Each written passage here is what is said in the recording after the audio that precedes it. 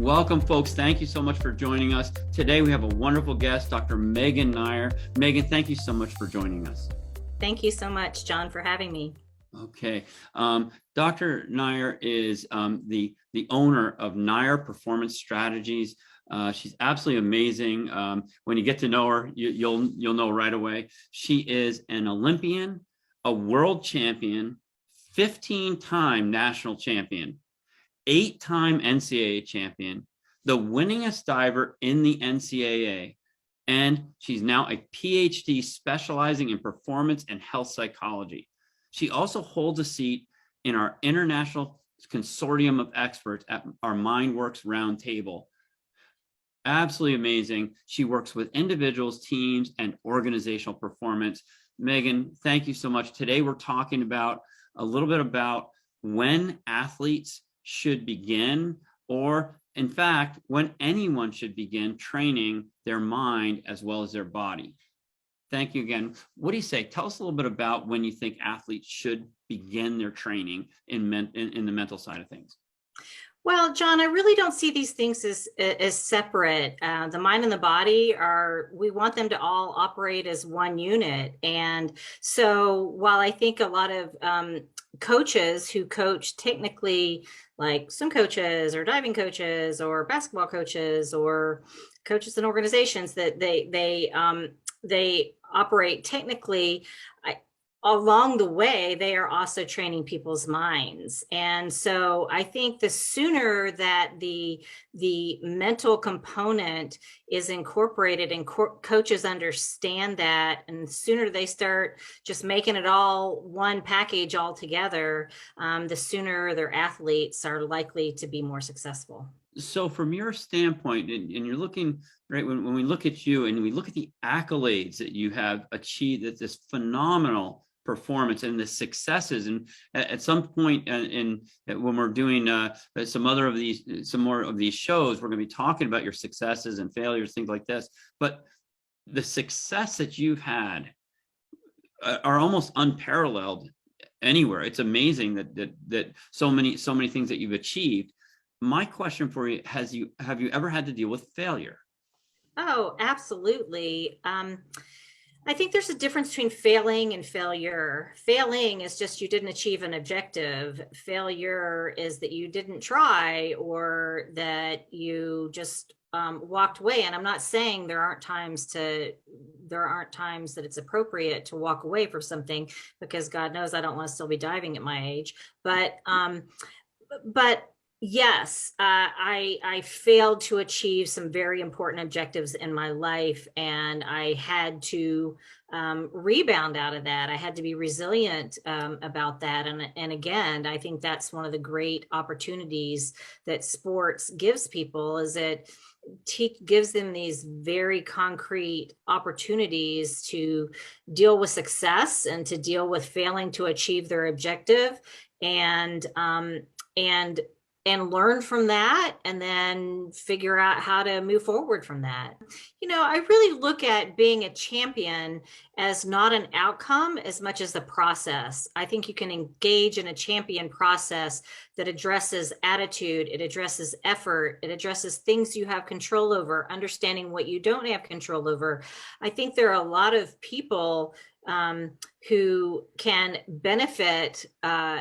Well, I think everyone can benefit from sport participation, but it doesn't necessarily mean they're going to be an Olympian or a national champion or even a state champion, but they engage in the process of learning and gaining these skills that will enable them to be successful the rest of their lives. So let me just ask you real quick. So when we look at organizational performance, so the performers in life, whether they're athletes, whether they're musicians, whether they're in business, or whether they're in the military, right? These are all performers, if I'm right. And this is it goes right across the field, if I'm correct. Also, academic performance, all these different forms of performers. And so when you go into like organizational performance, what can you do for these organizations to help their groups get better at what they do? Well, again, you can apply a lot of the skills that I teach and work with people on in order to develop, because again, in organizations, you have objectives, and we got to look at how you manage the energy of the people who you are enlisting to achieve those objectives. And so, making sure you have the right people on the bus, if you will, making sure that they understand each other, and that particularly the coaches understand the leaders, the managers understand their employees, and so they can optimize their performance so that they can manage their energy.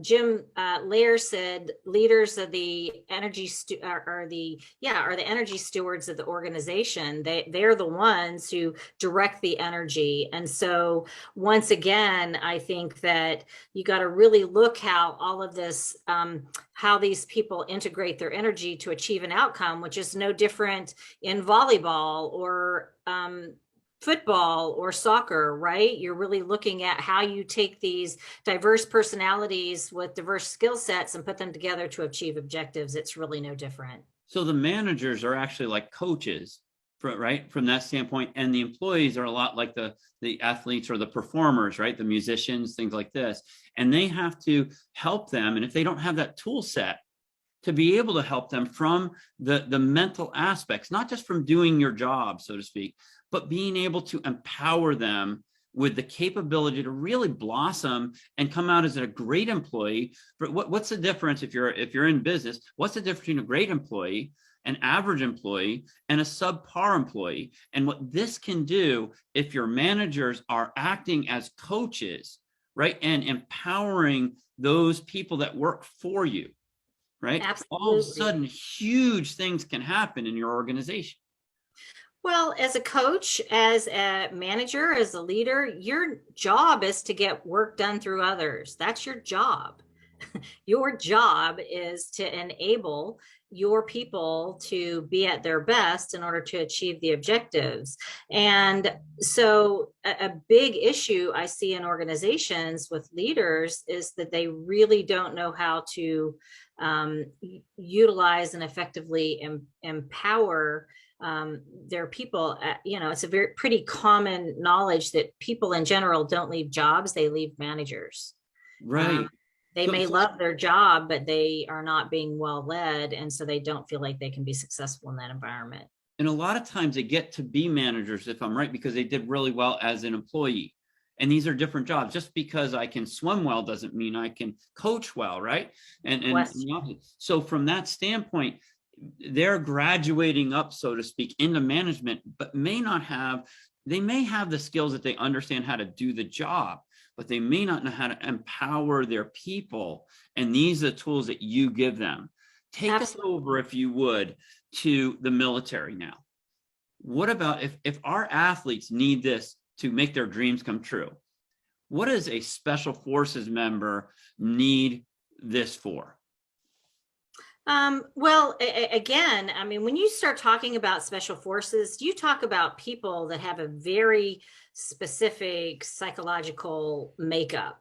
Not everybody can be special forces. Not everybody can be an Olympian, right? And so you really need a combination of skill sets, but specifically within the special forces, you need SWAT, special forces. You really need to be buttoned up about how to manage your emotions and your psychology. There's split-second decision making that is literally life and death.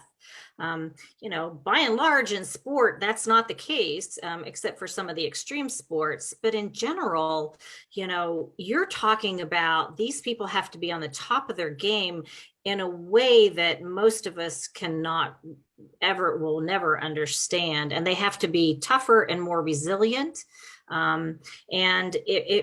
So learning these skills can set people up in those most difficult of conditions. And this, right, like you said, it's a split moment decision. At the same time, it's a lifelong living with it afterwards for everyone, that decision, right? So it's all based on the exact same thing of it comes down to if you have the bricks underneath you to start with.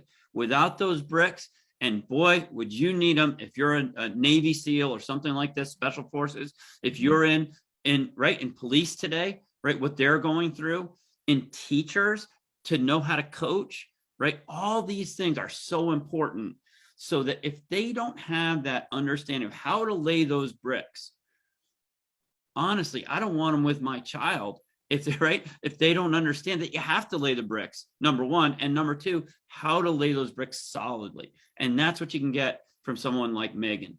Wow, Megan, thank you so much. I really appreciate the time you're spending with us today. Coaches, parents, teachers, business people, if you're in the military, if you want to be able to have an opportunity to work with Megan, you can visit her landing page in the FM Fast Track under our FM experts. And also you can visit her on MindWorks, in our MindWorks, on the MindWorks Fast Track as well. And she's a MindWorks expert. Get to work with her. She's fantastic. Thank you so much, Megan. Thank you so much, John. Really appreciate it.